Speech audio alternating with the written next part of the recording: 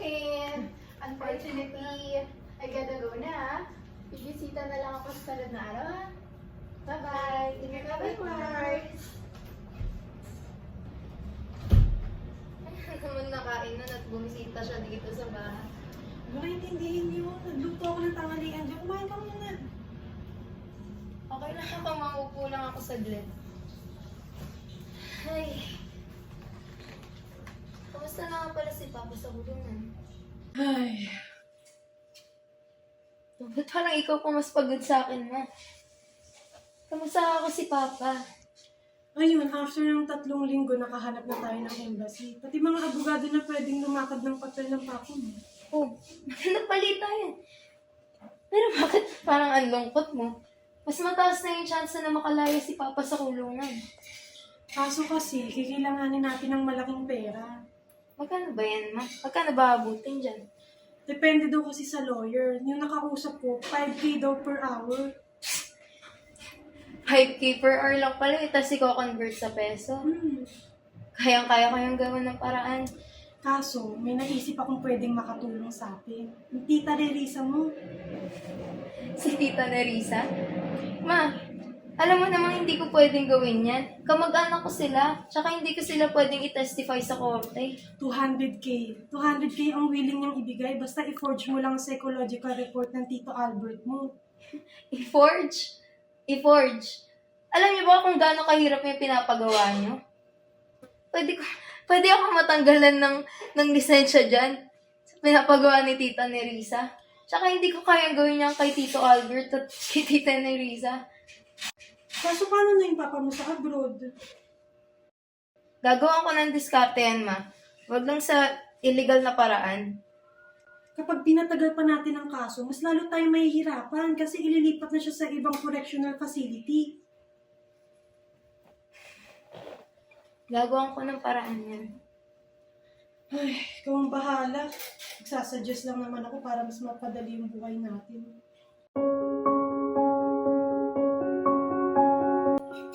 Ay, wala. Bakit parang nasasarap ng pagkain natin ngayon? Good morning, ate. Tama ka, ate, masarap yung ulam. Si mama nagluto. Pupo ka na. Kain na tayo.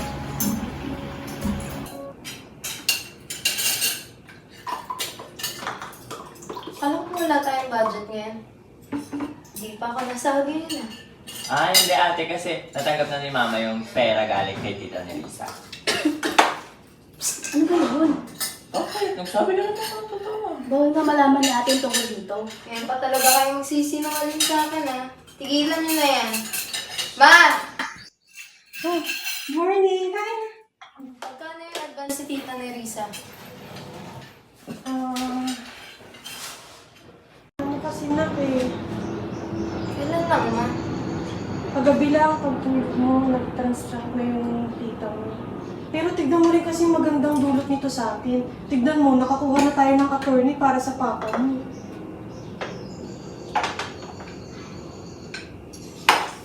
Sige na ma, tatanggapin ko na. Hindi dahil sa pera ha.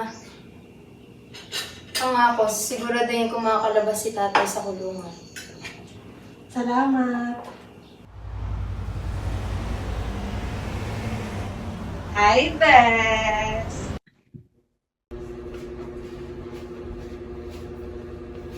Namiss kita. 3 days ka nang absent eh. Oh, ano nangyari sa'yo? Ano ka nga muna? Bakit parang sobrang stress ka naman dyan, Bess? Wait, ano ba to?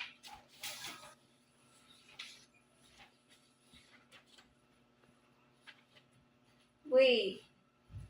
Ito yung Tito Albert mo, di ba? Mentally incapacitated? Di ba naman normal naman yung tito mo? Wala naman siyang mental health problems, di ba? Umamin ka nga sa akin. Fabricated report ba to? Wait. May kinalaman ba dito yung pagkakakulong ni tito? Sige na nga, sabihin ko na nga sa'yo, Bes.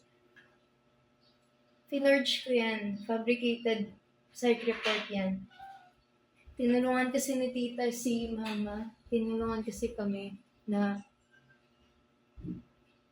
yun sa financial na problema sa kaso ni Papa.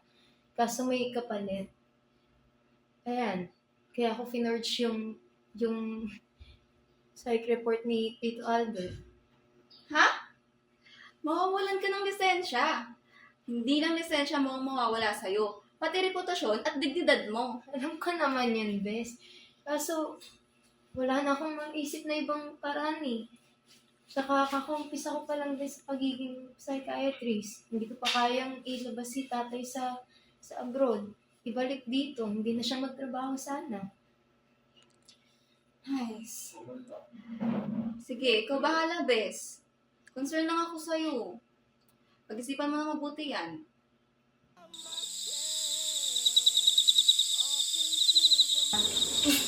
Binigay ko na pala kay Tita Melissa yung pera. Ha? Paano na tayo nito?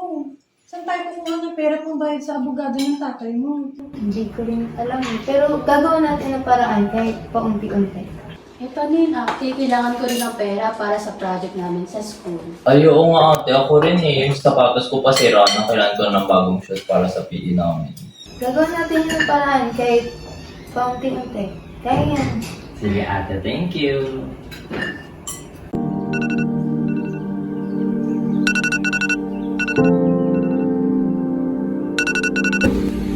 Lexi, umakyat ka na sa kwarto mo. Lexi. Ma, pagalit ka pa rin ba sa akin? Ano ka ba? Paano ko naman makakayanan na magalit ng matagal sa'yo? Sorry kung hindi ko kayang... Sorry kung hindi ko kayang mailabas si Papa sa kulungan. Kahit anong ipon ko, kahit anong gawin natin, parang wala nangyari. Ma, sorry pa. Ano mo kasalanan yun, ha? Bukasan yung lahat. Nandito ako, oh. Magiging okay din ang lahat, ha? Ma, hindi ko na kaya.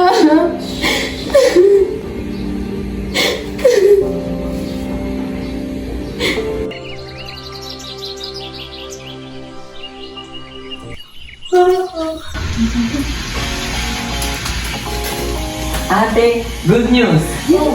Nakalain na si Papa! Talaga? Thank you, Lord! Di ba ate, na-miss ko na nga si Papa eh. Magbihis na kayo. Bantayan na natin ang papa niya. Talaga?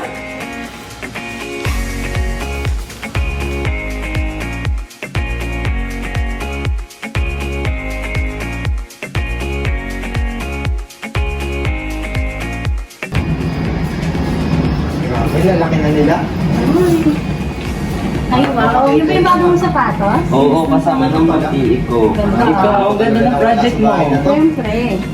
Nalas na. Ay, oo nga, maliit na po kami, Papa, Mama. Sige, ingat kayo, ma'am. Ingat kayo. Yung baong niyo. Nandito na, Ma. Bye-bye po. Love you, Papa. Late na tayo. Uy, payong. Sa kalimutan niyo yung payong. Thank you, Ma. Baka umulan eh. Sige na, ingat. Bye-bye.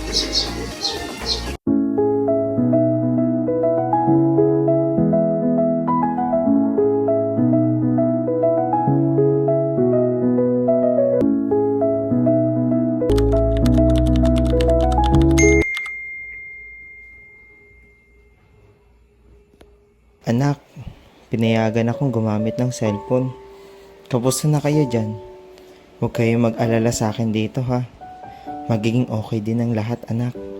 Lagi mo lang alalahanin ang mga tinuro ko ha. Laging sa tama at mabuti. Mag-iingat ka palagi sa trabaho. Huwag pababayaan ang sarili. Ingat kayo ng mama mo dyan, pati mga kapatid mo. Mahal ko kayo palagi.